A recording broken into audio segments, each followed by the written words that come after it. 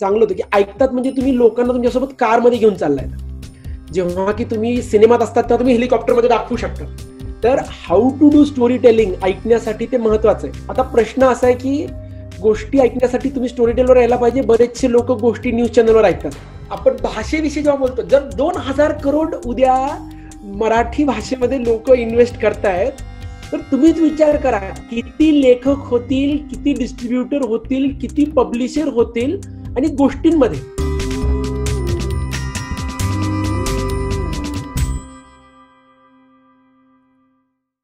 मराठीमध्ये तुम्ही लॉन्च करताय हे ठीक आहे. लोक कसा प्रतिसाद देतात याच्याबद्दल तुम्ही एक्सप्लेन केलं, सबस्क्रिप्शन वगैरे. पण याच्यावर महत्वाचं असतं की एक पब्लिशिंगची इकोसिस्टीम असते, याच्यामध्ये लेखक असतो, प्रकाशक असतो, त्यांच्या रॉयल्टीज असतात. आणि तसं तो एक वेगळा कित्येक वर्षाची परंपरा असणारा व्यवसाय आहे.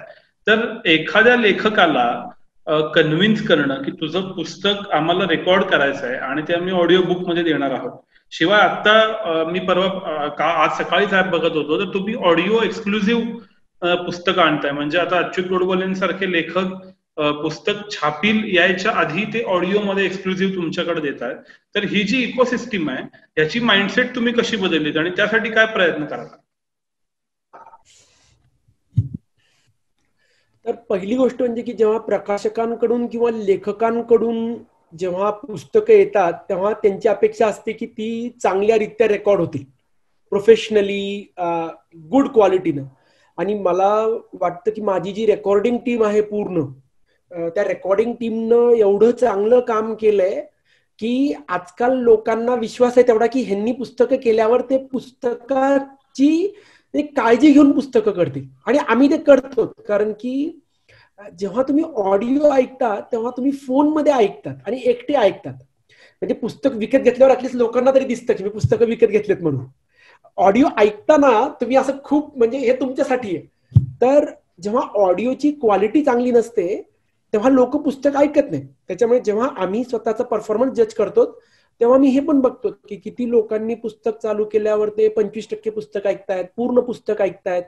कारण की पुस्तक निवडणं हे महत्वाचं आहे आणि पुस्तक पूर्ण करणंही महत्वाचं आहे की तेवढं चांगलं आम्ही करावं. जर ओरिजिनल्सचं जर आपण बोललो तर ओरिजिनल्स हे मी नेहमी म्हणतो की ओरिजिनल्स हे तुमचे टीव्ही सिरियल सारखा हुक पॉइंट्स असतात. कादंबरी एवढा स्कोप असतो आणि नाटका एवढी अर्जन्सी असते. कारण की नाटकात जसं तुम्हाला स्टेजवर दिसतं तेवढंच दिसतं, तसं ऐकताना तुम्ही व्हिज्युअल मीडियम एवढं इंडिपेंडन्स नाही घेऊ शकत. म्हणजे तुम्ही किती आवाज ऐकतात किंवा गोष्ट किती ऐकतात, एक खूप चांगलं होतं की ऐकतात म्हणजे तुम्ही लोकांना तुमच्यासोबत कारमध्ये घेऊन चाललाय. जेव्हा की तुम्ही सिनेमात असतात तेव्हा तुम्ही हेलिकॉप्टरमध्ये दाखवू शकता. तर how to do story telling ऐकण्यासाठी ते महत्वाचं आहे. तर ओरिजिनल्स मध्ये आम्ही डेलिब्रेटली पहिल्यापासून केलं की बहुतेक पुस्तकं ऑडिओमध्ये करता येतात आणि काही पुस्तकं ऑडिओमध्ये अप्रतिम असतात. म्हणजे सुशी असेल, मृत्युंजय असेल किंवा कुठलेही पुस्तक आहेत की जिथं इव्हेंट्स मोमेंटम खूप चांगलं आहे गोष्टीचं ना, त्या गोष्टी ऑडिओमध्ये चांगल्या येतात. डिस्क्रिप्टिव्ह पुस्तकांना थोडा त्रास होतो. तसं ऑडिओसाठी म्हणून मुद्दाम लिहायचं आणि मग लेखकांना कन्व्हिन्स करणं. पुन्हा ह्याच्यामध्ये जर्नी होती सुरुवातीला की नवी कंपनी आणि काय. आणि मी म्हणेन लेखक आमच्यासोबत आनंदानं काम करतात कारण की आम्ही लेखकांना एकदम वेळेवर पैसे देतो. आणि कारण की आणि आमची शेवटी, कारण की लेखक तुमच्यासाठी लिहितो म्हणजे लेखकाचा पण वेळ आणि खूप बहुमूल्य तुमच्यासाठी देतो ना तो. आणि ऑडिओसाठी लिहिणं ही आम्ही टीव्हीसाठी लिहिण्याच्या जवळ धरतो. आम्ही कादंबरी सारखं धरत नाही. कारण की जिथं तुम्ही लेखक आम्हाला पायलट पिच करतात, लेखकांसोबत मिळून आम्ही काम करतो आणि तुम्हाला बदलावं लागतं. कारण की उद्या जेव्हा आपण ऑडिओसाठी करतोय तेव्हा ते ऐकायला चांगलं वाटलंच पाहिजे. आणि मग इथं एकदा लेखकांना म्हणजे विश्वास बसला की तुम्हाला पाहिजे म्हणून कमेंट्स करत नाहीये, तर तुम्ही गोष्ट चांगली व्हायची म्हणून कमेंट्स करतात, की लेखक ओके असतात ना. कारण की शेवटी लेखकांची पण इच्छा काय असते की गोष्ट लोकांपर्यंत पोहोचवावी. तर त्या बाबतीमध्ये मी म्हणेन की आमचे बहुतेक लेखक हे एकदम आनंदानं रेडी आहेत. आता अच्युतचं उदाहरण घेतलं तर अच्युतजी हे पहिल्यापासून एक्सपेरिमेंटल होते. म्हणजे त्यांनी त्यांचं मुसाफिर किंवा किमियागार खूप आधी दिलं आणि ते इन्व्हॉल्ड होते. तर आता मायलॉर्ड मध्ये जेव्हा बोलणं झालं तेव्हा ते म्हणले की कुणा कारणास्तव प्रकाशन पुढे त्याचं म्हणजे होईल नंतर. तर मी म्हणलं की मग आपण ऑडिओमध्ये एक्सक्लुझिव्ह करू. पहिला प्रयोग ऑडिओसाठी एक्सक्लुझिव्ह लिहितो तर आपण आहेतच, ते ओरिजिनल्स होतच ते, पण हे लिहिलेलं पुस्तक ऑडिओमध्ये एक्सक्लुझिव्ह आणायचं. आणि आय थिंक की ऍज इंडस्ट्री डेव्हलप होईल, म्हणजे मला अजूनही वाटतं की मराठी इंडस्ट्री ऑडिओची डेव्हलपिंग आहे अजून. म्हणजे अजूनही विचार केला मी तर आता काही ऍड झालेत, म्हणजे जंकर असेल किंवा टोमॅटो FM असेल, की त्यांनी आता स्वतःचं ऑडिओ कंटेंट स्टोरी टेलवर टाकलंय. आणि मी बघितलं तर त्यातलं काही लोक एकदम आनंदानं ऐकतायत. तर उद्या बाकीचे मी दुसऱ्या हेल्दी ऑडिओच्या इकोसिस्टम्स बघितल्या मी, तर तुम्हाला अराउंड 1000 ऑडिओ बुक्स दरवर्षी लागतात नव्या येणाऱ्या सबस्क्रिप्शन सर्व्हिसेससाठी. आत्ता विचार केला तर आत्ता नव्या येणाऱ्या मे बी 200 आहेत, ज्यातल्या ऑलमोस्ट 200 ते 200 स्टोरी टेलच्या आहेत किंवा 180 स्टोरी टेलच्या आहेत, स्टोरी साईड मधून आम्ही जे पब्लिश करतो ते. तर आमचा पुढचा प्रयत्न असणार आहे आता, म्हणजे जो आहेच, आम्ही पब्लिशरशी सतत बोलतोय. म्हणजे प्रसाद मिराजदार ज्यांचा सगळ्या पब्लिशरशी खूप चांगला रिलेशन आहे, आणि त्यांच्यामुळे मी म्हणेन की स्टोरी टेलच्या कॅटलॉग मध्ये जी आज स्ट्रेंथ आहे, तर त्या स्ट्रेंथचं खूप मोठं श्रेय प्रसादला जातं. तर आम्ही पब्लिशर्सना आता आमच्याकडून सांगतोय की तुम्ही आता अजून ऑडिओ करा, कारण की उद्या हे इंडस्ट्रीचा मुद्दा आहे. म्हणजे it's not about a player, कारण की उद्या आपण जर चांगल्या क्वालिटीचं कंटेंट देऊ शकलो, लोक आले, लोकांनी पैसे दिले, तर ह्याचा लेखक, पब्लिशर्स, डिस्ट्रीब्युटर्स ऑलमोस्ट सगळ्यांना त्याचा फायदा होणार आहे. आणि सगळ्यात महत्वाचं म्हणजे लोकांना नव्या नव्या गोष्टी मिळणार आहेत. म्हणजे मला अजूनही आठवतं बरं का की मी की नाही जेव्हा आलो होतो प्री स्टडीला, आम्ही तसं क्राईम आणि रोमॅन्स थोडं जास्त करतो. कारण की जसं मी सांगितलं आता, लहानपणी माझ्या सुरुवात ही माझी क्राईम आणि रोमॅन्सेस पासून झालेली आहे. जेव्हा मी पुस्तकं वाचले, कारण की त्यावेळेस कुणी सांगितलं नव्हतं हे चांगलं साहित्य आहे का नाहीये, म्हणजे जे बरं वाटतं ते वाचलं. तर मी आप्पा बळवंत चौकात आणि आपल्या वेगवेगळ्या पुस्तकांच्या दुकानात गेलो होतो 2017 साली, आणि मला तेव्हा काहीच माहिती नव्हतं, मी फक्त एक प्री स्टडी करत होतो. आणि मी त्यांना विचारलं, मी सांगितलं की मला म्हणलं मागच्या वर्षभरात प्रसिद्ध झालेले क्राईम आणि रोमॅन्सेस द्या म्हणलं मला विकत. तर ऑलमोस्ट मला काहीच मिळालं नाही. मी म्हणलं मला डिटेक्टिव्ह स्टोरीज द्या, मला हेर द्या, जेम्स बॉन्ड द्या, मंदार द्या, अमर विश्वास द्या, मिल्सन बून सारखं द्या.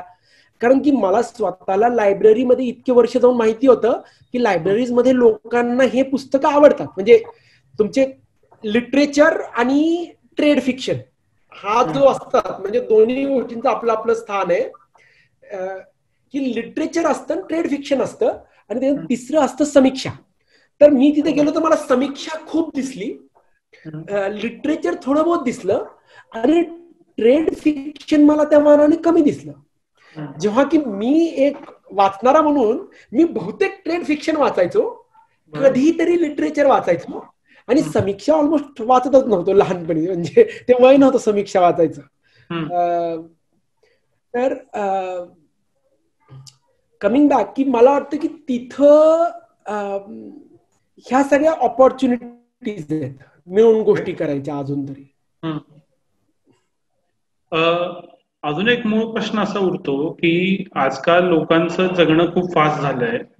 तुम्ही पुस्तकं जेव्हा अख्खीच्या अख्खी आणता तेव्हा ती काही तासांची असतात, 1 तास, 2 तास, 4 तास, 5 तास. पॉडकास्ट एक वेगळं विश्व आहे, ज्याला बाईट साईज कन्झम्पशन आपण म्हणतो, की 20 मिनिटं, 30 मिनिटं वगैरे. तर लोकांनी 3-3, 4-4 तास वेळ काढणे, आणि विशेषतः फिक्शनचा तुम्ही उल्लेख केलात म्हणून मला प्रश्न सुचला की एखाद्या कुठल्या तरी ठराविक पॉइंटला मी आलोय, तर मी आज ते पॉज करून उद्या सकाळी ऑफिसला जाताना परत चालू करणार. तर ह्या सगळ्या जे प्रॉब्लेम्स आहेत कन्झम्पशनचे लेंथमुळे, हे तुम्ही कसे सॉल्व्ह करताय? माझ्या दृष्टीनं हा सवयीचा मुद्दा आहे. समजा मी आता आमच्या ऍपवरचे पुस्तकं बघितले तर म्हणजे अच्युतजींचं मुसाफिर आहे, शरद पवारांचं लोक माझं सांगतीये, विश्वास नांगरे पाटलांचं मन में है विश्वास आहे, शिवाजी सावंतांचं मृत्युंजय, छावा, युगंधर सारखे पुस्तक आहेत. हे सगळे मोठे मोठे पुस्तक आहेत, 30 घंटे, 28 घंटे, 40 घंटे, आणि लोक ते ऐकतायत सगळं. तर म्हणजे मला वाटतं की आता मी बाकीचे सगळे देश बघितले आणि सगळीकडे लोक ऐकतात. हा प्युअरली आणि प्युअरली एक्सपोजरचा मुद्दा आहे. म्हणजे आता ते नेटफ्लिक्सवर सोशल डायलेमा होतं. म्हणजे मी माझ्याकडे बघितलं तर मी संध्याकाळी 7-8 नंतर मी मोबाईल फोनवर सोशल मीडिया ओपनच करत नाही. पण मी रात्री झोपताना अर्धा 1 घंटा पुस्तक ऐकून झोपायला मला काहीही प्रॉब्लेम नसतो. उलट जेव्हा मी एकटा असतो आणि प्रवास करतो तेव्हा मी न चुकता रात्री गोष्ट लावून मी झोपतो. इतकं छान वाटतं. म्हणजे डोक्यामध्ये विचार येत नाहीत, काही येत नाहीत. कुणीतरी तुम्हाला गोष्ट सांगता सांगता झोपतायत आणि दुसऱ्या दिवशी सकाळी तुम्ही पुन्हा 20 मिनिटं मागे गेलात तुम्ही. तर मला स्वतःला ना जे शेवटी कसे फेजेस असतात, जसं सोशल मीडियाचं फेज आहे, युट्यूबचं आहे. म्हणजे एकेकाळी आपल्याकडे भारतात आठवतंय का ऑर्कुट किती प्रचंड गाजलं होतं. म्हणजे ऑर्कुट होतं. तर शेवटी आपल्या सगळ्यांना गोष्टींमध्ये हरवायचं असतं आणि सोशल मीडिया पण प्रत्येक गोष्टीला आपलं आपलं जागा वाटते मला. की तुमचं पुस्तकं म्हणजे तुमचं पोळीवरण आहे, सोशल मीडिया म्हणजे तुमचं समोसा वडापाव आहे, छोट्या गोष्टी पॉडकास्ट लोणच्यासारखं आहे. तर ठीक आहे, म्हणजे उद्या तुम्हाला पाणीपुरी आवडत असेल पण रोजच्या रोज पाणीपुरीवर जेवण काही बरोबर नाही वाटत. आता पण त्याच्यामध्ये पॉडकास्ट मध्ये पण वेगवेगळे प्रकार आहेत बरं का, की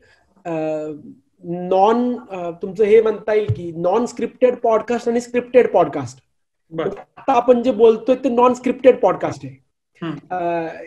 की आणि तिचं एक वेगळं स्थान आहे. म्हणजे तिथं मला वाटतं तुम्ही अर्धा घंटा 1 घंटा तुम्हाला विषय इंटरेस्टिंग वाटला, जसं मी अमित वर्माचं सीन अँड अनसीन पॉडकास्ट ऐकतो. मी त्याचे बरेच एपिसोड त्याचे 2 घंटे 3 घंटे 3.5 घंटे असतात. त्याचे मी काही एपिसोड 3.5 घंटे ऐकलेत, काही एपिसोड 1.5 घंटे ऐकलेत, काही एपिसोड मी 10-15 मिनिटात बंदही केलेत. तर जसं आपलं हे वाटतं ना मला की तुम्ही सोशल मीडियाची एक जागा आहे, पॉडकास्टची एक जागा आहे, पूर्ण पुस्तकांची एक जागा आहे. आणि आपण स्वतः ट्राय केलं की म्हणजे मी अजूनही म्हणेन की मी पुस्तकं थोडीशी जास्तच वाचतो ऐकण्यापेक्षा बरं का. अजूनही मी स्वतः पण मी आता पुस्तकं बऱ्यापैकी ऐकतो पण. तर मला प्रत्येक पुस्तक ऐकायचं आहे. मला आठवतं मी बिकमिंग म्हणून एक पुस्तक आहे ते मी ऐकायला चालू केलं होतं. खूप मोठं पुस्तक आहे. मी विकत घेतलं वाचून टाकलं. मग नंतर म्हणलं हे फास्ट व्हायला, म्हणलं ऐकायला वेळ लागायला. ऐकताना ऑफकोर्स तुम्ही स्पीड बदलू शकता, पण त्याच्या विरुद्ध मी मृत्युंजय सारखं पुस्तक आहे तर ते मी वाचलंही 2-4 वेळा, पण मी तरी पण ऐकलं पण मी सगळं. कारण की प्रत्येक कलाकारानं त्याच्यामध्ये जी गोष्ट सांगितली आहे, जी मजा आहे, पुन्हा एकदा की म्हणलं ना की पुस्तक, आवाज, तुमचा स्पीड कसा आहे, आणि एकदा तुम्हाला गोष्टी आवडल्या की मग तुम्हाला एवढा फरक नाही वाटत. म्हणजे यू कॅन शिफ्ट अराउंड. तर मला वाटतं की आता आमचं जे मला पहिलं चॅलेंज वाटतं की अजूनही किती मराठी लोकांनी पुस्तकं ऐकली असतील. म्हणून माझी पहिली इच्छा काय आहे की जेवढ्या लोकांना शक्य आहे त्यांनी कमीत कमी फ्री ट्रायल तरी घ्या किंवा ऑडिओ बुक्स डाउनलोड करा, थोडे बहुत पुस्तकं ऐकून बघा. मे बी स्टोरी टेल घेताल, उद्या नाही घेताल, कारण की गोष्टी ऐकणं, चांगल्या गोष्टी ऐकणं मला स्वतःला खूप छान वाटतं. आणि मला वाटतं की हे की नाही, म्हणजे आपण आजकाल या कोरोनाच्या जगात जगतोय ना आपण, जिथं की मन सैरभैर होतं. पुस्तकं ऐकण्या एवढा चांगलं उत्तर नाही. म्हणजे उद्या तुम्हाला गोष्टींविषयी समजा वाटतंय की कसं चलबिचल होतीये ना, एक चांगली गोष्ट लावा आणि ती गोष्ट ऐका. मी स्वतः केलेलं आहे माझ्याविषयी, किंवा माझ्या बायकोचं कधी कधी डोकं दुखतं तर तेव्हा आम्ही पुस्तक ऐकत बसतो आणि त्याचा फायदा होतो खरोखर. 10 वर्षापूर्वी फ्लिपकार्टनं पण पुस्तकापासून सुरुवात केली. आज ती युनिकॉर्नच्याही पुढे गेली, कंपनी म्हणून ब्रँड झाला. तसं तुम्ही भारतात 2017 साली सुरुवात केली. तुम्हाला असं वाटतं का की ऑडिओ बुक्सचा पीक आलाय, म्हणजे ऑडिओ बुक्स लोक आता ऍक्सेप्ट करायला लागलेत? त्याला लागूनचाच प्रश्न असा आहे की पुढे तुम्ही ऑडिओ बुक्सचं फ्युचर कसं बघता, स्टोरी टेलचं फ्युचर कसं बघता, की काय पुढची दिशा असेल? ऑडिओ बुक्सचं पीक तर नाही आलंय. ऑडिओ बुक्स ऍक्सेप्टेबल झाल्यात. म्हणजे मी आता विचार केला तर आता बहुतेक लोकांशी जेव्हा मी ऑडिओ बुक्स विषयी बोलतो तेव्हा लोकांनी कुठंतरी ऑडिओ बुक्स ऐकलेल्या असतात. 10 पैकी 5 तरी लोकांनी. उरलेल्या 5 लोकांनी ऐकल्या नाहीये तर आमचा प्रयत्न आहे की त्यांनी ऐकलेल्या असाव्यात. पीकचा विचार केला तर पीक पासून तर मला वाटतं आपण अजून खूप लांब आहेत. म्हणजे आज मी विचार केला की स्वीडन सारखा देश आहे की जो ऑडिओ बुकच्या डिजिटल याच्यामध्ये खूप प्रगत आहे, जिथं की आता स्ट्रीमिंग रेव्हेन्यू हा ओव्हरऑल ट्रेड बुकच्या 50% आहे. म्हणजे प्रिंट आणि ऑडिओ बुक्स हे एकत्र लेवलला चाललेत ऑलमोस्ट. पण तिथं स्वीडनमध्ये स्टोरीटेलमध्ये ऑलमोस्ट 4% देश स्टोरीटेलचा सबस्क्रायबर आहे. उद्या जर मी मराठीतले 4% लोक आणू शकलो तर अक्षरशः गावाला पेढे वाटायची पाळी होईल. पण आय थिंक आपण पीकच्या अजून खूप खूप माग आहेत आपण. त्याच्यामुळे हा प्रवास असा चालत राहील. आणि बाकीचेही आहेत, म्हणजे आमचे काही दुसरे मित्र आहेत की जे पण ऑडिओ बुक्स करतायत. समीर दामणगावकर सारखा आहे स्नोवेल मध्ये, तर किंवा आता ऑडिबल सारखी कंपनी आहे.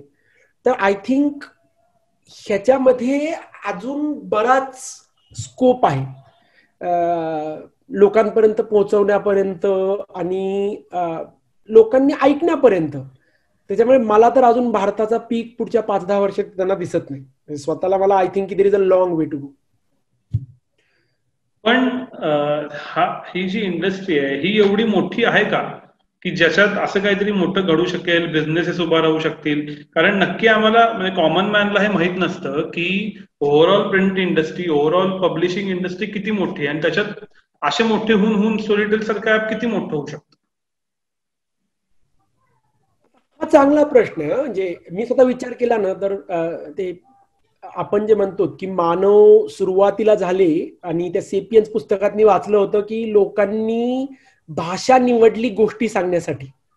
की जेव्हा आपण कुठंतरी राहायचो जंगलामध्ये तेव्हा लोक रात्री आग लावायचे आणि त्याच्या बाजूला गोष्टी सांगायचे एकमेकांना. त्याच्यामुळे भाषा झाली, त्याच्यामुळे सगळं झालं. आणि आपण अजूनही प्रत्येक जण एकमेकांना गोष्टी सांगत असतो मी म्हणतो. तर गोष्टींचा जो बिझनेस आहे तो खूप मोठा आहे. कारण की आपल्याला गोष्टी आवडतात. आपल्याला सकाळी गोष्टी आवडतात, रात्री गोष्टी आवडतात. आता प्रश्न असा आहे की गोष्टी ऐकण्यासाठी तुम्ही स्टोरीटेलवर यायला पाहिजे. बरेचसे लोक गोष्टी न्यूज चॅनलवर ऐकतात.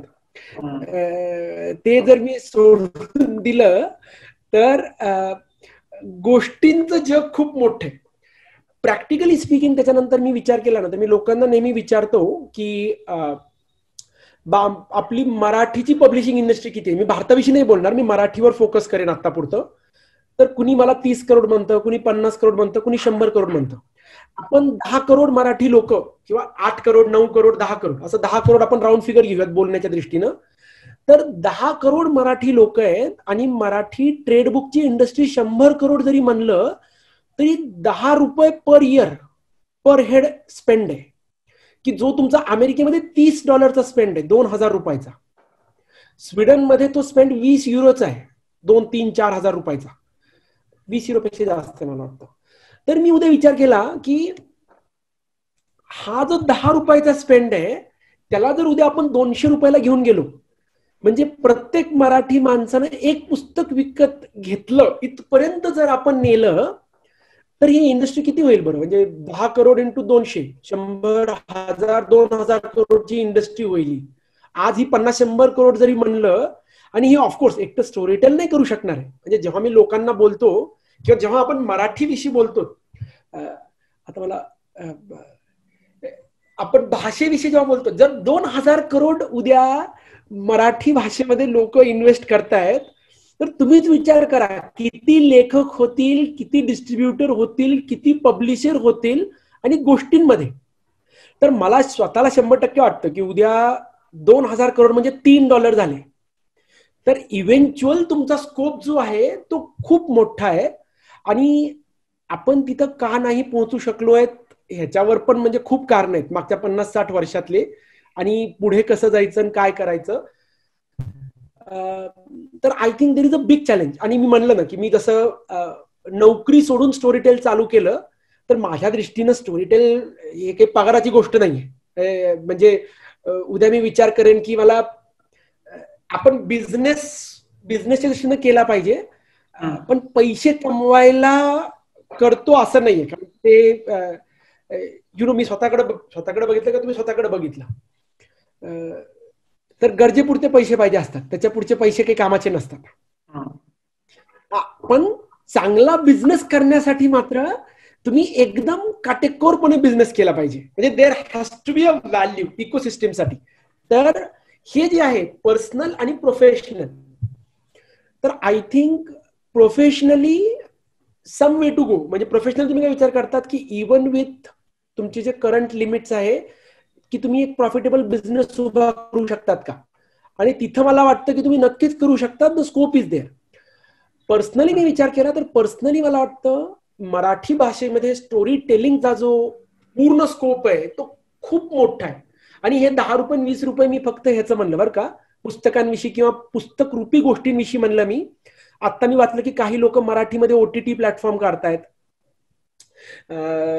जी की खूप चांगली गोष्ट आहे. म्हणजे ऑफकोर्स टेक कॉस्ट त्याच्यात ट्रेमेंडस असतात. म्हणजे मी एक गोष्ट शिकलोय ह्या ई-कॉमर्सच्या धंद्यामध्ये मागच्या 4-5 वर्षामध्ये की टेक्नॉलॉजी कॉस्ट आणि मार्केटिंग कॉस्ट ह्या तुम्ही जेवढा विचार करताल त्याच्या 10 पट किंवा 100 पट माणसानं गृहीत धरायच्या, तरच तुम्ही हा बिझनेस करू शकता. त्याच्यापेक्षा तुम्ही कमी पैशांमध्ये बिझनेस नाही करतायत. पण त्याच्याच सोबत मला वाटतं की इनफ लोक एकत्र झाले आणि आपणच थिंक बँक आणि स्टोरी टेल आपण विचार करतोय काही गोष्टी एकत्र करायच्या. तर मला वाटतं की जे आहे मराठीमध्ये स्टोरी टेलिंगचा बिझनेस जो आहे तो खूप मोठा आहे. आणि आपण अजून त्याचं I don't think we are even 1% or 2%. आपण 1-2% पण तिथे गेलेलो नाहीये. म्हणजे थोडक्यात अजून खूप जास्त काम करायला स्कोप आहे. पण आता जे आपण ज्याला काय म्हणू की प्रेझेंटेशनचे वेगवेगळे ऍस्पेक्ट येत आहेत. म्हणजे मी कदाचित उद्या पुस्तक लिहायच्या ऐवजी मीडियम वरती ब्लॉगची सिरीज लिहीन किंवा लिंक्डइन वरती ब्लॉग लिहीन, कोरावरती काहीतरी क्वेश्चन आन्सर देईन आणि त्याच्यातून माझं एक्सप्रेशन होईल. तर उद्या वेगवेगळ्या ठिकाणी कदाचित मराठीत लेखक इन्फ्लुएन्सर असणार नाहीत पण कंटेंट क्रिएटर असतील. तर हे जे वेगवेगळे प्लॅटफॉर्म येतात, आता ऑडिओवरती कोणीतरी करतंय, आम्ही काहीतरी चॅनल चालवतोय, तर स्टोरी टेलिंगचे वेगवेगळे प्लॅटफॉर्म्स आणि वेगवेगळे प्रकार, ह्या सगळ्याचा नक्की कितपत फरक पडेल भविष्यात? खूप पडेल. तुम्ही जे आता नावं घेतले ना बऱ्यापैकी, म्हणजे आता या क्षणाला अमेरिकेमध्ये त्या 5 मोठ्या डिजिटल कंपन्यांवर काँग्रेसने एन्क्वायरी बसवली होती की आता मी विचार केला तर आता तुम्ही युट्यूबला कम्पीट करणारं तुम्ही प्लॅटफॉर्मचा विचार तरी करू शकतात का आज, किंवा फेसबुकला कम्पिटिंग सोशल मीडियाचा विचार करू शकतात का. आणि त्याच्यावर म्हणजे आत्ताच मी ते नेटफ्लिक्सचं सोशल डायलेमा म्हणून आलंय जे मला लोकांनी रेकमेंड केलंय. मी अजून बघितलं नाही पण बघायची इच्छा आहे. की फ्री हे फ्री नसतं. म्हणजे फ्री जे वाटतं ते फ्री नसतं. मला वाटतं की थोडस आपण विषयांतर करतो आपण, पण आता मी भारत आणि नेदरलँड या 2 देशांमध्ये सगळ्यात जास्त राहिले माझ्या आयुष्यामध्ये. तर नेदरलँड्समध्ये समजा गावात राहायचा टॅक्स खूप मोठा होता. त्याच्यामुळे लोक खूप जोरात विचारायचे त्यांच्या नगरसेवकाला की काम का नाही होत. आपल्याकडे विचार केला तर आपल्याकडे अजून कुठंतरी फ्रीवर थोडं जास्त आहे. पण शेवटी सरकार फ्री काही देत नाही ना, कुणाचं पैसे कुठून ना कुठून तरी होतातच. तसं मला वाटतं की मागचे जे 15 वर्ष जे फ्री होते सोशल मीडिया आणि इंटरनेटमध्ये, ते आता पुढचे जे 15 वर्ष आहेत ते पेडचे. आणि मग इथं काही मॉडेल्स ऑलरेडी आहेत, जसं की अमेरिकेमध्ये सबस्टॅक म्हणून मॉडेल आहे, किंवा भारतामध्ये आता त्या समीर पाटीलचं स्क्रॉल स्टॅक म्हणून मॉडेल आहे की जिथं तुम्ही क्रिएटर म्हणून तुम्ही लोकांना पेड न्यूजलेटर तयार करू शकता. म्हणजे मला वाटतं की उद्या आता विदाऊट जाता की एक साधा लेखक जरी असेल तर समजा चांगल्या लेखकाला उद्या त्याचा ऑडियन्स माहिती आहे आणि ते ऑडियन्स त्याला उद्या 1000 लोकांनी समजा 100 रुपये महिना दिले तर लेखक म्हणून तुम्ही 1 लाख रुपये कमवताल ना. म्हणजे लेखकांना दुसरीकडे नोकरी करायची गरज नाही. म्हणजे तुम्ही you can become a professional writer. तर इथं जे आहे की तुम्ही पैसे देऊन मागतायत पण त्याच्यामुळे तुम्ही क्वालिटी स्वतःची सतत पुढे करतायत. आता आम्ही ओरिजिनल्स विषयी म्हणलं ना, तर ओरिजिनल्स विषयी माझ्या एक लक्षात आलं की भारताच्या बाहेर खूप ह्याच्यामध्ये क्रिएटिव्ह रायटिंगचे क्लासेस आहेत. आपल्याकडच्या युनिव्हर्सिटीमध्ये क्रिएटिव्ह रायटिंगचे किती क्लासेस आहेत? म्हणजे मी विचार केला, माझ्या 10वी मध्ये मला होतं, म्हणजे मे बी तुलाही असेल, संदर्भासहित स्पष्टीकरण द्या. त्याच्यामध्ये आपण ते उत्तर पाठ करून जायचो. म्हणजे मला अक्षरशः लाज वाटते की 10वी मधला निबंध होता, मला ऑलरेडी माहिती होतं कालिदासचा ऑटमवर निबंध येणार आहे, तर मी तो निबंध पाठ करून गेलो होतो. तुम्ही निबंध पाठ करतात, किंवा जे फेमस उदाहरण आहे ना आपल्या क्रिएटिव्हिटीचं, चित्रकार म्हणलं की आपण सगळेजण डोंगर काढतो, नदी काढतो आणि मागे सूर्य काढतो. म्हणजे आपण क्रिएटिव्हिटी किती क्रिएटिव्हिटीवर किती प्रॉब्लेम केलाय. तर मला वाटतं की पुढच्या वर्षांमध्ये, आज आपण बघतोय की लोकांचे जर्नलिस्टच्या नोकऱ्या चालल्यात समजा, जे मी वाचलं आजकाल पेपरमध्ये, तर एक चांगला जर्नलिस्ट उद्या जर त्यानं असं ह्या स्टॅक मध्ये केलं आणि तुम्ही 1000 लोकांकडून तुम्ही हे केलं, जसं न्यूज लॉन्ड्री सारखं आहे की ज्यांनी सबस्क्राईब चालू केलंय, त्याच्यानंतर द केन सारखी वेबसाईट आहे की जिथे समजा ते पैसे देऊन करतायत, तर आय थिंक एक टाइम होता की सगळं फ्रीवर होतं आणि मग तुमच्या लक्षात येतं की युट्यूब मधून तुम्ही जेवढा पैसा कमवतायत, गुगल त्याच्या 10 पट पैसा कमवतोय इन जनरल.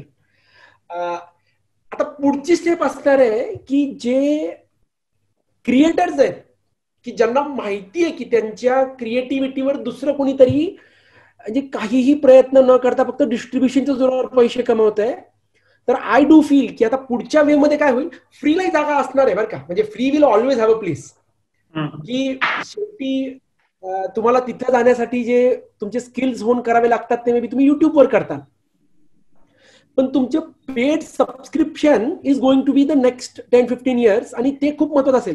म्हणजे उद्या एकेकाळी आपल्याकडे गावागावात न्यूजपेपर्स होते, तर आपल्याकडे प्रत्येक तालुक्यामध्ये 10 जण आरामात पेड जर्नलिस्ट होऊ शकतात ना, कारण की 1000 लोक तरी असतील 30-50 हजार मध्ये की जे पैसे देऊन म्हणतील की मला चांगलं वाचायचंय.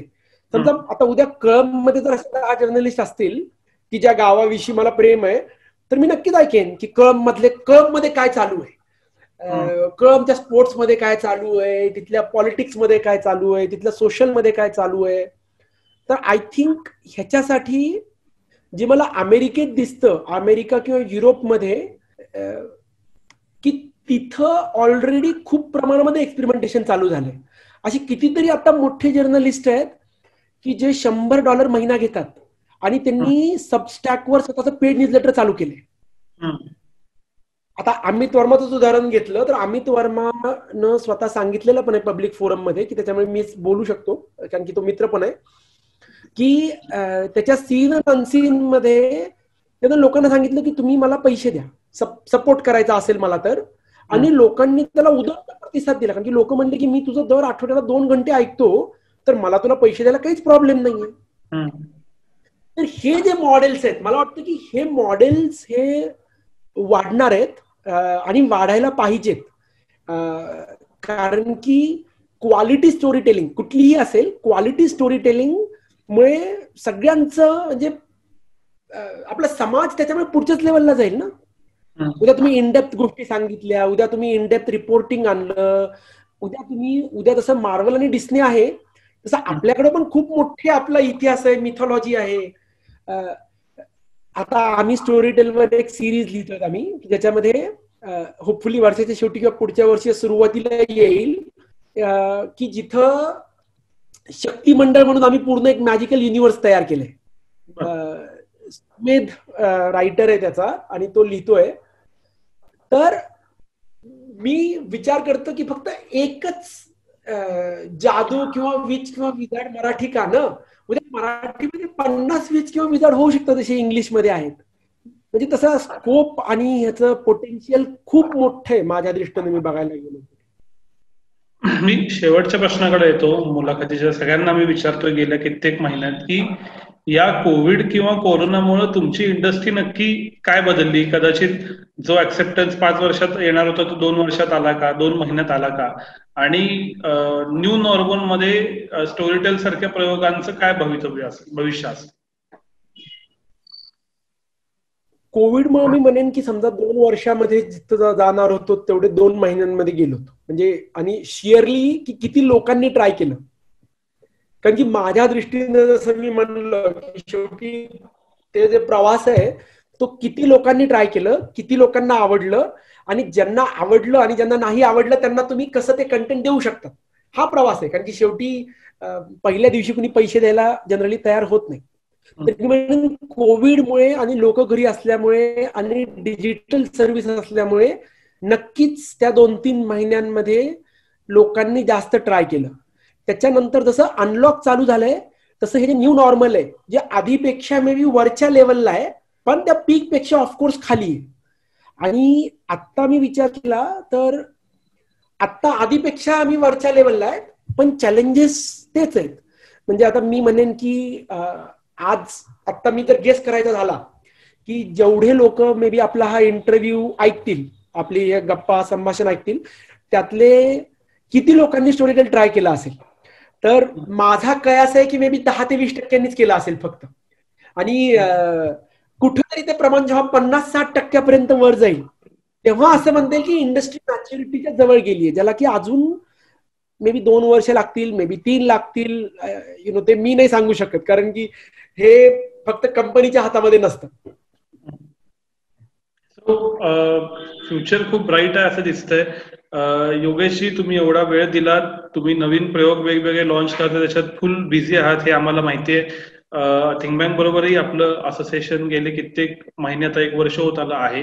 तर तुमचे खूप खूप आभार. आम्हाला या निमित्तानं प्रकाशन विश्व, पुस्तक, ऑडिओ याच्याबद्दल एक वेगळा प्रवास कळला, आणि माझ्यासारख्या स्टार्टअप वाल्याला एक स्टार्टअप कसा उभा राहतो सेमच प्रवास आहे. इंजिनियर होतो, इंजिनियर मग MBA, मग नोकरी, आणि मग वेगळ्याच कुठल्या तरी विश्वात येऊन ते जग बदलायचं, याचं एक पॅरलल युनिव्हर्स पण बघता आलं. तुमचे खूप खूप आभार. आणि तुमच्या स्टोरी टेल या उपक्रमाला, आणि विशेषतः जे नुकतंच लॉन्च झालंय मराठीमध्ये, कदाचित जगातल्या पहिली भाषा आहे की सिलेक्ट मराठी, त्याला सुद्धा आमच्याकडून खूप खूप शुभेच्छा.